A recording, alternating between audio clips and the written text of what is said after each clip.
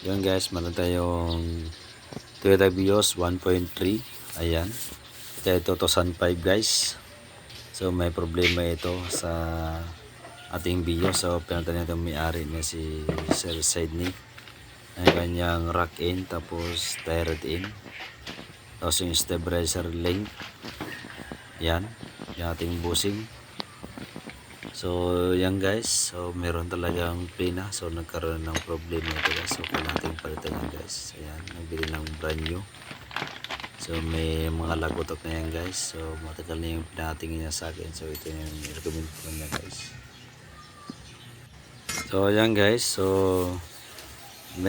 madali man tanggalin yan guys, yung rack end pinion.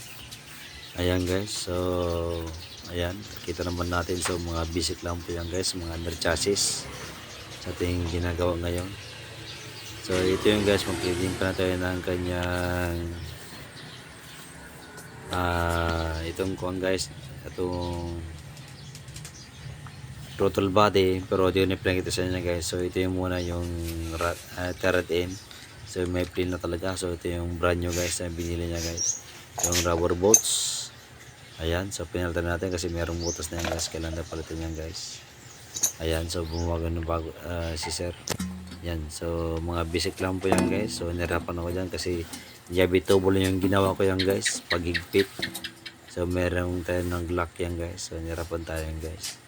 So kailangan tayo ng mga special tools kung meron kayo guys. So mas guys. So basic lang po yan guys, si Bayaw Biernes. Yan, kita mo ninyo. So mga basic lamang yung moves yan guys. So madala na yan guys, so hindi ko na pinakita sa inyo paano maglagay yan guys. Ayan, so mga brand new na yan guys, so binigyan natin yung mga parts. So ito yung kanya guys, turret in, lip in right yan guys. So pinapakita ko lang kung paano magtanggal, so mga basic lang mga guys. Ayan, yung rack in, so may pin na yan guys. So wala talaga guys, maluwang na. So ibig sabihin kailangan napatin yan guys, nagalagutok yan guys, isa po guys sa ating monobela, nagkalampag din yan guys. So pinatan natin ng bago guys, so mga basic lamang guys kung paano magtanggal yan at magkabit ang ating rack in. Yan, tapos yung mga rubber bolts, so atong nilagyan guys, plastic tail yan guys. Ayan, so mga basic moves na yan guys, ating linagay na plastic tie.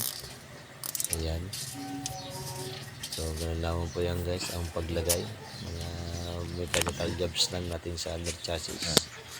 Ayan guys, so yan talaga, sinabaklas na natin guys. Ayan, so kailangan natin bilangin yan guys, yung ating turret in, para eksakto yung kanyang clearance guys sa ating manibela, sa ating wheel alignment yan guys. So binilang ko yan guys, so di na pinakita guys kung paano magbilang yan guys. So mga basic lang yan guys, so sa mga baguhan yan guys, so para video lang. So ayan guys, binag na natin guys. So mga basic moves na yan guys, ating ginawa sa ating Toyota Vios na 2005. Ayan, so Robin ito guys. Ayan, so mga basic naman yan guys. So yan, binalik ko na yan guys sa ating gulong.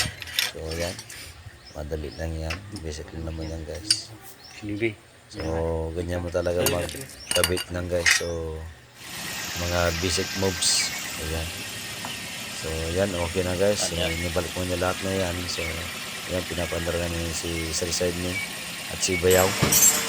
Ayan, so okay na. Ayan guys, so nilipit na lang gamit guys. So ganyan lang sa chassis. Ayan, ayan si Bayaw.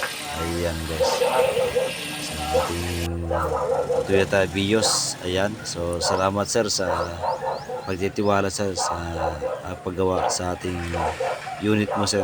Ayan, maraming salamat po sa manood sa YouTube channel. Maraming salamat po. Bye bye.